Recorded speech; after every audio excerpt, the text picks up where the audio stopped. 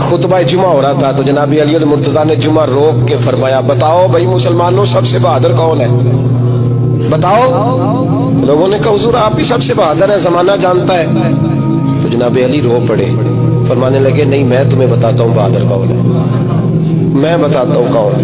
میں جب اللہ مجھے توفیق دیتا ہے نا میں حرم کعبہ جاتا ہوں، تو میں جب خانہ کعبہ کے پاس بیٹھتا ہوں نا تو میں یہ والی حدیث یاد کرتا ہوں، یہ روایت میری آنکھوں کے سامنے آتی ہے، اس کو میں اپنے ذہن میں حاشیہ خیال میں لاتا ہوں۔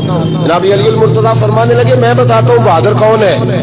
جناب کون ہے؟ فرمانے لگے ایک دن ایسا بھی آیا کہ مکے کے سارے سردار کٹھے ہو کے محبوب پاک پہ حملہ کرنے لگے، حضور کو گرا لیا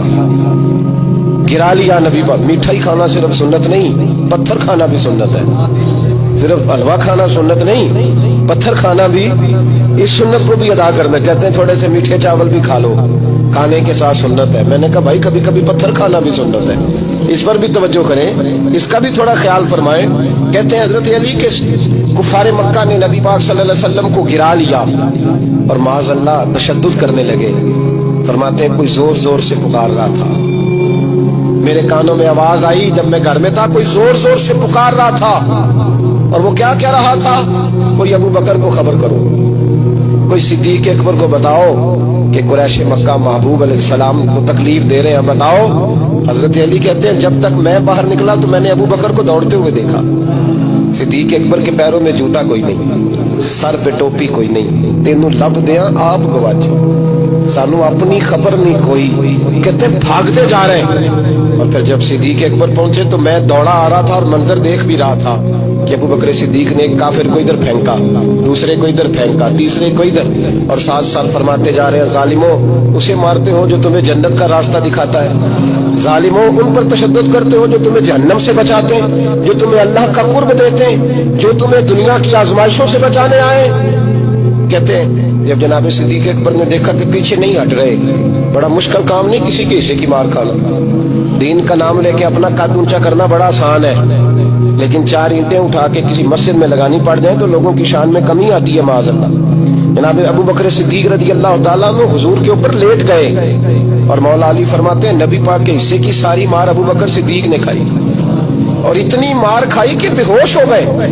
ان کے قبیلے کے لوگ آئے، اٹھایا، اور قبیلے کے ایک شخص نے کہا قریش مکہ یاد رکھنا اگر ابو بکر کو کچھ ہوا تو تمہیں بدلہ دینا پڑے گا۔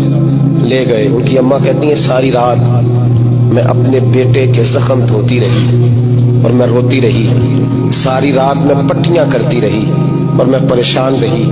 برادری ساری اکٹھی تھی کہ ابو بکر کو ہوش آئے اور وہ بتائیں کون کون شامل تھا تو ہم بدلے کی کوشش کریں۔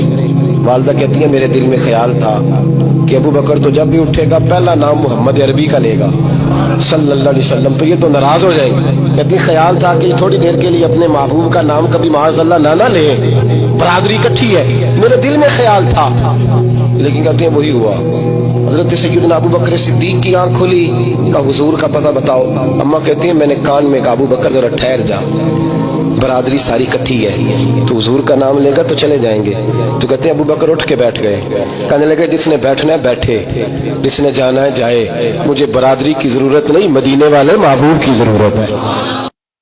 دل اگر صاف نہ ہو تو بھی مالک نیکیاں قبول نہیں کرتا۔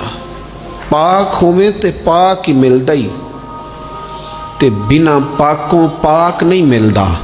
اے سارے وجود دے دھون دے نالوں اکو تولا ہے ٹکڑا دل دا۔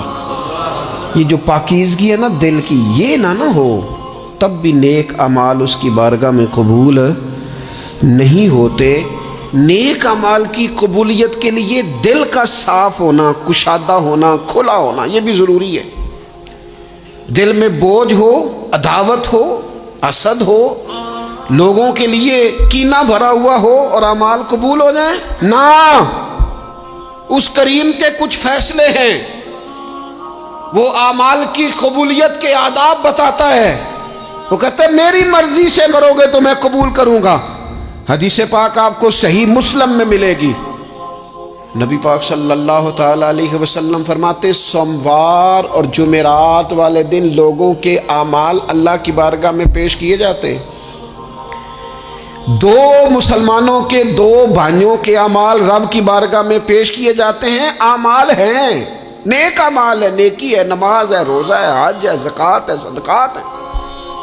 वो नेक अमाल अल्लाह की बारगाह में जुमेरात और पीर को पेश किए जाते हैं। रब करीम फरमाते ठहर जो ज़रा, इनके अमाल को रोक दो। या अल्लाह क्यों? फरमाए इसलिए कि इनके आपस में ना दिलों में नफरत है, घुटन है, अदावत है। इनको ज़रा मोहलत दो, ये पहले सुलह कर लें, फिर इनके अमाल भी कबूल कर लेंगे। कि ना अदावतें पाली हुई हैं, अपने दिलों के अंदर घुटन पैदा की हुई, इख्तलाफ कहाँ नहीं होता, लेकिन नफरतें पैदा कर लेना। क्या जुर्म किया है भाई ने? कौन सा कुफ्र कर बैठे हैं रिश्तेदार? कौन सी ऐसी बात निकल गई है जो जिंदगी के नाते तोड़ के बैठ गए हम? रब कहता है नहीं कबूल होंगे अभी इसके अमाल, रोक दो जब तक ये आपस में सुलह न कर ले। मस्जिद में भी पाबंदी से आओ, फजर की जमात भी नहीं छूटनी चाहिए, जुमे वाले दिन भी वक्त पे आओ। लेकिन अगर कबूलियत करानी है तो 20 मिनट निकाल के ना उस रिश्तेदार के घर भी चले जाओ जिससे नाराज़गी चल रही है। थोड़ा सा ना उधर भी एक चक्कर लगाओ, इसलिए कि वो कहते हैं कबूल ही तब करना है।